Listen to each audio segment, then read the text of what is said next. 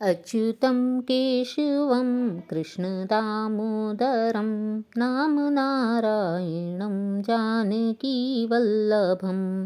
जय श्री कृष्ण। प्यारे भक्तों, आप सभी का मेरे YouTube चैनल जीवन के रंग में बहुत बहुत स्वागत है। प्यारे भक्तों, जैसे कि माघ का महीना चल रहा है तथा इस समय हम पवित्र माघ मास के अध्यायों का श्रवण कर रहे हैं। माघ का महीना जो कि श्री हरि भगवान विष्णु को विशेष प्रिय है तथा तुरंत ही इस लोक व परलोक में मुक्ति को दिलाने वाला है। माघ मास के महीने में स्नान करने से, पूजा तप दान करने से सभी पाप इसी प्रकार नष्ट हो जाते हैं जिस प्रकार अग्नि में गिरे हुए तिनके नष्ट हो जाते हैं। जिस प्रकार अग्नि में गिरे हुए तिनका का क्षण भर में भी कोई नाम नहीं रहता, उसी प्रकार माघ में स्नान करने से बड़े पाप क्षण भर में नष्ट हो जाते हैं। माघ मास का स्नान करने वाले व्यक्ति को माघ के महात्म्य को अवश्य ही सुनना चाहिए। तो इसी कड़ी में हम प्रतिदिन एक एक अध्याय का श्रवण करते हैं। आज हम श्रवण करेंगे अध्याय 9 व अध्याय 10 का।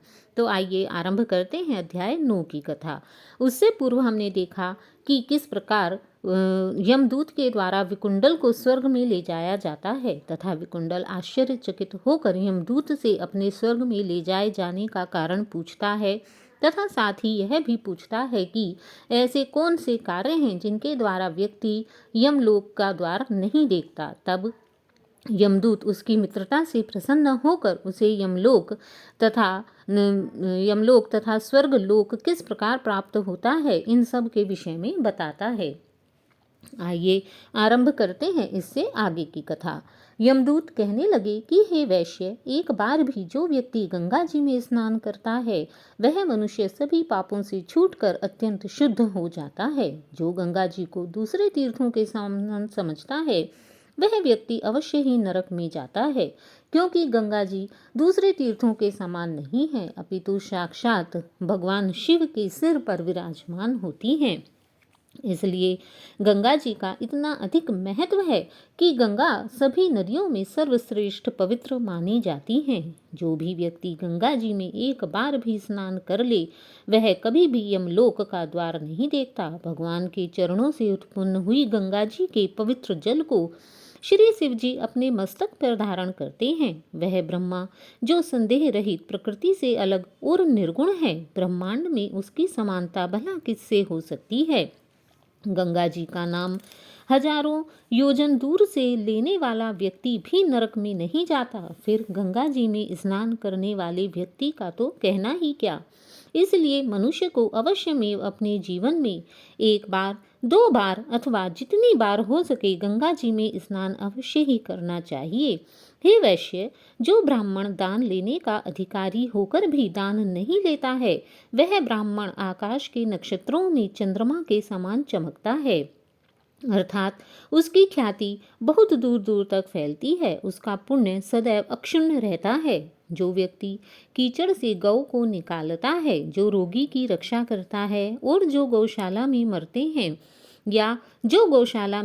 हैं वह आकाश में तारागणों के समान सुशोभित होते हैं, उनके पुण्य भी कभी क्षीण नहीं होते। ऐसे व्यक्ति भी पुण्यवानशील होकर के आकाश में तारालोक में उनको स्थान प्राप्त होता है। प्राणायाम करने वाले मनुष्य सदैव उत्तम गति को प्राप्त करते हैं। जो व्यक्ति योग एवं ध्यान के द्वारा भगवान का ध्यान करता है, शिव के ध्यान में लीन रहता है, वह भी उत्तम गति को प्राप्त करता है। प्रातः समय स्नान के पश्चात जो व्यक्ति 16 प्राणायाम करता है वह घोर पापों से बच जाता है। जो व्यक्ति पराई स्त्री को अपनी माता के समान अथवा बहन के समान मानता है वह कभी भी यम की यातना को नहीं भोगता। जो व्यक्ति पराई स्त्री का देवी के समान पूजन करता है, सम्मान करता है, वह भी कभी यम की यातना को प्राप्त नहीं होता। जो मन से भी कभी पर स्त्री का चिंतन नहीं करता, जो कष्ट में पड़ी हुई स्त्री की रक्षा करता है, जो वन में दुखी अकेली फिरती हुई स्त्री को सम्मान देता है, उसे घर पहुंचाता है, वह भी कभी दुख को प्राप्त नहीं होता। जो व्यक्ति दोनों लोकों में सभी प्रकार से वह व्यक्ति सुख को प्राप्त करता है। जो व्यक्ति पराये धन को मिट्टी के समान समझता है वह सदैव स्वर्ग में जाता है।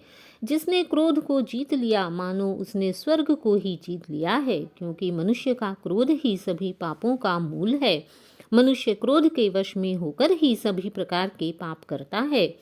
जो व्यक्ति माता पिता की सेवा देवता के समान करता है वह यमद्वार को नहीं देखता, क्योंकि माता पिता ही संपूर्ण देवताओं में सर्वप्रथम देवता कहे गए हैं। कहते हैं कि भगवान गणेश ने भी माता पिता की सेवा के द्वारा ही प्रथम पद को प्राप्त किया है। जो व्यक्ति गुरु की सेवा करते हैं वे भी ब्रह्मलोक को प्राप्त होते हैं। शील की रक्षा करने वाली स्त्री धन्य है। शील भंग करने वाली स्त्री यमलोक को जाती है। इसीलिए स्त्रियों को सदैव पर पुरुष को अपने भाई अथवा पिता के समान ही देखना चाहिए तथा प्राण देकर भी अपने चरित्र की रक्षा करनी चाहिए। जो स्त्री अपने चरित्र की रक्षा, अपने शील की रक्षा नहीं कर पाती है वह यमलोक को जाती है। जो व्यक्ति वेदों और शास्त्रों को पढ़ते हैं या पुराण और संहिता को पढ़ते और सुनते हैं तथा जो स्मृति का व्याख्यान और धर्मशास्त्र समझते हैं वे व्यक्ति भी यमलोक को नहीं जाते। जो व्यक्ति वेदांत में लीन रहते हैं पाप रहित होकर ब्रह्मलोक को प्राप्त होते हैं।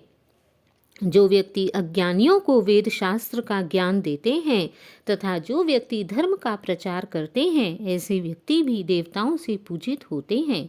किंतु जो व्यक्ति अज्ञान पंडितों से अपने धर्म कार्य कराते हैं, जिन पंडितों को ज्ञान मंत्रों का पूर्ण ठीक ठीक ज्ञान नहीं है, ऐसे पंडितों के द्वारा जो व्यक्ति हवन यज्ञ इत्यादि कराते हैं वे व्यक्ति यमलोक को जाते हैं। उनका यज्ञ निष्फल होता है।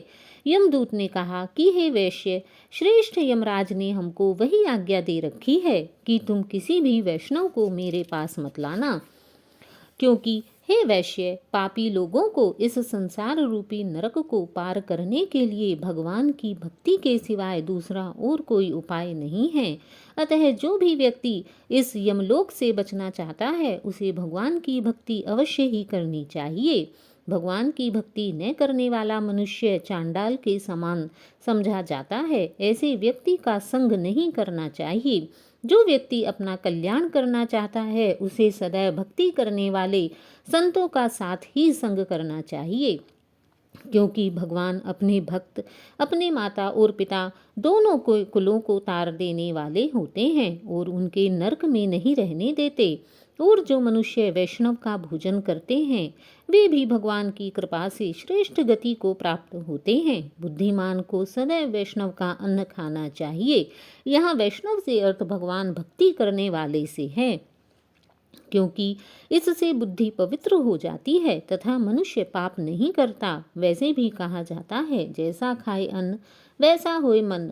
अतः व्यक्ति जिस घर में जिस भाव से बना हुआ जैसा अन्न खाता है उसकी बुद्धि उसी प्रकार के कार्यों में प्रवृत्त होती है। अतः व्यक्ति को सदैव वैष्णव घरों में सत्संगों के साथ ही भोजन करना चाहिए। इसी के साथ व्यक्ति को गोविंदाय नमः इस मंत्र का जाप करते हुए जो मनुष्य मृत्यु को प्राप्त होता है वह सदैव परमधाम को प्राप्त होता है, इसमें कोई भी संदेह नहीं है। और जो मनुष्य ओम नमः भगवते वासुदेवाय इस द्वादश अक्षर का जाप करता है उसको ब्रह्म इत्यादि बड़े बड़े पाप भी उसके नष्ट हो जाते हैं तथा वह व्यक्ति वैकुंठ से कभी भी वापस नहीं आता है।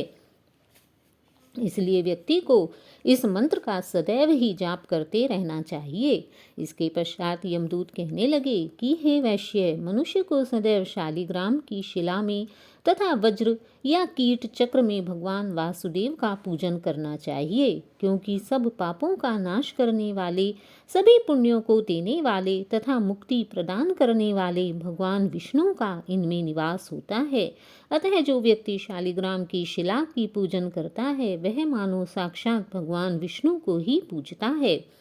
जो मनुष्य शालिग्राम की शिला या हरि चक्र में पूजन करता है वह अनेक प्रकार के अपने पापों से स्वतः ही छूट जाता है तथा उसे अनेक मंत्रों का फल प्राप्त होता है। जो व्यक्ति देवताओं की तथा निर्गुण ब्रह्म की उपासना करता है उसको जो फल मिलता है वही फल शालिग्राम की पूजा से भी प्राप्त होता है। जो व्यक्ति शालिग्राम की पूजा पूर्ण विधि विधान मन एवं श्रद्धा के साथ करता है वह कभी यमलोक को देखने नहीं जाता। भगवान को लक्ष्मी जी के पास अथवा वैकुंठ में भी इतना आनंद नहीं आता जितना कि शालिग्राम की शिला या चक्र में निवास करने में आता है। इसीलिए यत्नपूर्वक शालिग्राम की शिला का पूजन करना चाहिए। स्वर्ण कमल युक्त करोड़ों शिवलिंग के पूजन से इतना फल नहीं मिलता जितना कि एक दिन शालिग्राम के पूजन से मिल जाता है। भक्ति पूर्वक शालिग्राम का पूजन करने से विष्णु लोक में वास करके मनुष्य चक्रवर्ती हो जाता है तथा अगले जन्म में राजा के रूप में उत्पन्न होता है। काम क्रोध लोभ मोह अंधकार से युक्त होकर भी जो मनुष्य शालिग्राम का पूजन करता है वह भी अंत में वैकुंठ धाम में प्रवेश पाता है। जो व्यक्ति सदैव शालिग्राम की पूजा करते हैं वे प्रलय काल तक स्वर्ग में निवास करते हैं। वे कभी भी स्वर्ग से वापस नहीं आते। जो व्यक्ति दीक्षा नियम और मंत्रों से चक्र में बलि देता है वह निश्चय करके विष्णु लोक को प्राप्त होता है, इसमें कोई भी संदेह नहीं है। भगवान विष्णु सदैव उसे अपने लोक में ही निवास प्रदान करते हैं। जो व्यक्ति शालिग्राम के जल से अपने शरीर का अभिषेक करता है अर्थात अपने शरीर का स्नान करता है वह मानो संपूर्ण तीर्थों में स्नान कर लेता है। उसे किसी अन्य तीर्थ की आवश्यकता नहीं होती। गंगा नदी रेवा नदी गोदावरी नदी सभी का जल शालिग्राम में वास करता है। इसीलिए जो व्यक्ति शालिग्राम की शिला के जल से स्नान करता है उसे सभी प्रकार की नदियों के स्नान का पुण्य स्वतः ही प्राप्त हो जाता है। और जो मनुष्य शालिग्राम की शिला के सम्मुख अपने पिता का श्राद्ध करता है अथवा अपने किसी और पूर्वजों का श्राद्ध करता है उसके पितर कई कल्प तक स्वर्ग में निवास करते हैं। जो लोग नित्य ही शालिग्राम की शिला का जल पीते हैं उनके हजारों हजारों बार पंचगव्य पीने से भी क्या प्रयोजन है, अर्थात उन्हें पंचगव्य पीने की आवश्यकता नहीं होती क्योंकि शालिग्राम का शिला का जल स्वतः ही पंचगव्य से भी अधिक पवित्र एवं पुण्यकारी है। यदि शालिग्राम की शिला का जल पिया जाए तो सहस्त्रों तीर्थ करने से क्या लाभ, अर्थात उन्हें सहस्त्रों तीर्थ करने की आवश्यकता नहीं होती। जहाँ पर शालिग्राम है वह स्थान स्वतः ही तीर्थ के समान हो जाता है। उस व्यक्ति को किसी अन्य तीर्थ में भटकने की कोई आवश्यकता नहीं है। अलग अलग तीर्थों में भटकने से क्या लाभ है। वहाँ पर किए गए संपूर्ण दान होम करोड़ों गुणों को फलों को प्राप्त होता है। और जो एक बूंद भी शालिग्राम का जल पीता है वह इसके पश्चात माता के स्तनों का दुग्ध पान नहीं करता, अर्थात वह जन्म जन्मांतर के बंधनों से छूट जाता है। वह पुनः इस मृत्यु लोक में जन्म नहीं लेता है, अर्थात गर्भाशय में नहीं आता है। शालिग्राम शिला में जो कीड़े मकोड़े एक कोस के अनंतर में मरते हैं वह भी वैकुंठ धाम को प्राप्त होते हैं। जो फल वन में तप करने से प्राप्त होता है वही फल भगवान को सदैव स्मरण करने से भी प्राप्त होता है। इसलिए यह आवश्यक नहीं है कि व्यक्ति वन में जाकर ही कठोर तपस्या करे। यदि व्यक्ति अपने घर में रहकर प्रतिदिन शुद्ध मन से भगवान का स्मरण करता है तो वह भी भगवान को उतना ही प्रिय होता है जितना कि वन में रहकर तपस्या करने वाला व्यक्ति। जो व्यक्ति मोहवश अनेक प्रकार के घोर पाप करता है किंतु वह मनुष्य भी भगवान को प्रणाम करने से उसके पश्चात नरक में नहीं जाता। संसार में जितने तीर्थ और पुण्य स्थान हैं भगवान को प्रणाम करने से वे सभी पवित्र हो जाते हैं।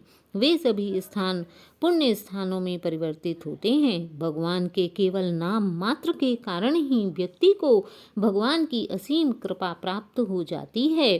जय श्री कृष्ण। तो प्यारे भक्तों, यह है अध्याय 9 की कथा कि किस प्रकार यमदूत विकुंडल को यमलोक न जाने के लाभ अथवा यमलोक न जाने के मार्ग के विषय में बता रहा है।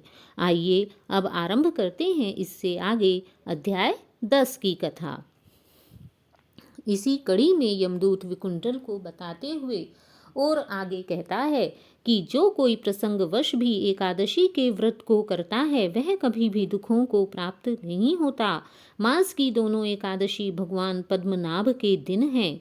एकादशी से अधिक श्रेष्ठ कोई भी व्रत नहीं है, अतः व्यक्ति को यत्नपूर्वक एकादशी का व्रत अवश्य ही करना चाहिए, क्योंकि जो व्यक्ति एकादशी का व्रत करता है उसे किसी और व्रत अथवा तीर्थ स्थान को करने की कोई आवश्यकता नहीं रह जाती।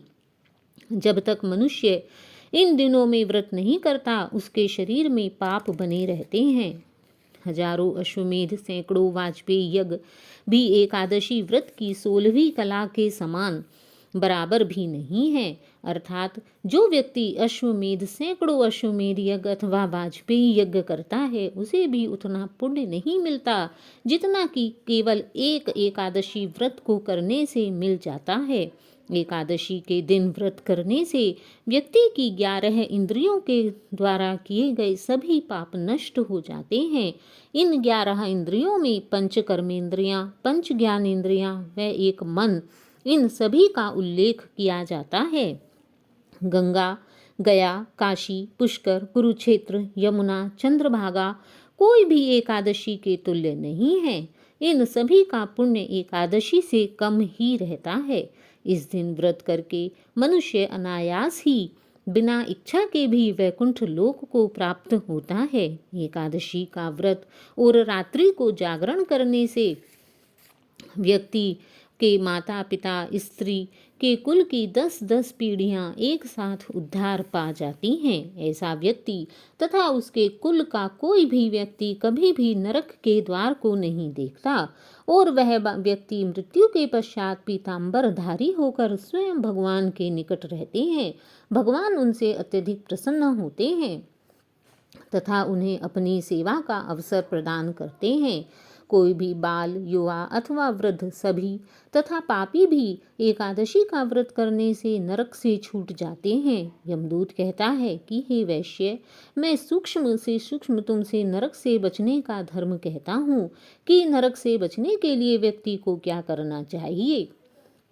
मन, कर्म और वचन से प्राणी मात्र का द्रोह न करना, इंद्रियों को वश में रखना, दान देना, भगवान की सेवा करना, नियम पूर्वक सभी वर्ण धर्मों का पालन करना, इन कर्मों को करने से मनुष्य नरक से बचा रहता है। यदि व्यक्ति स्वर्ग को प्राप्त करना चाहता है तो उसे सदैव ही ब्राह्मणों को दान अवश्य ही करना चाहिए। यदि व्यक्ति गरीब भी हो तब भी उसे अपने सामर्थ्य के अनुसार जूता, छतरी, अन्न, धन, जल कुछ न कुछ अवश्य ही दान देते रहना चाहिए। जो व्यक्ति दूसरों को केवल जल मात्र का भी दान करता है वह भी कभी भी नरक को नहीं जाता है, क्योंकि दान देने वाला मनुष्य कभी यम की यातना को नहीं भोगता तथा दीर्घायु और धनी होता है। बहुत कहने की क्या आवश्यकता है। अधर्म से ही मनुष्य बुरी गति को प्राप्त होता है। यदि मनुष्य सदैव सावधान चित्त होकर धर्म के कार्यों को करता है तो वह सदैव स्वर्ग को प्राप्त कर सकता है। इसलिए व्यक्ति को सावधान होकर बाल्यावस्था से ही धर्म के कार्यों का अभ्यास करना चाहिए। यही उसके नरक से बचने का उत्तम उपाय है। जय श्री कृष्ण प्यारे भक्तों। तो यह है अध्याय 10 की कथा। इससे आगे यमदूत ने विकुंडल को और क्या क्या बताया इस विषय में अगले अध्याय में हम श्रवण करेंगे। तो आपको यह कथा कैसी लगी? यदि आपको यह कथा अच्छी लगी हो तो प्लीज़ वीडियो को लाइक कीजिए तथा चैनल को सब्सक्राइब कीजिए तथा इसी प्रकार मेरे साथ सभी अध्यायों को सुनने के लिए मेरे चैनल पर बने रहिए। तब तक के लिए जय श्री कृष्ण, राधे राधे।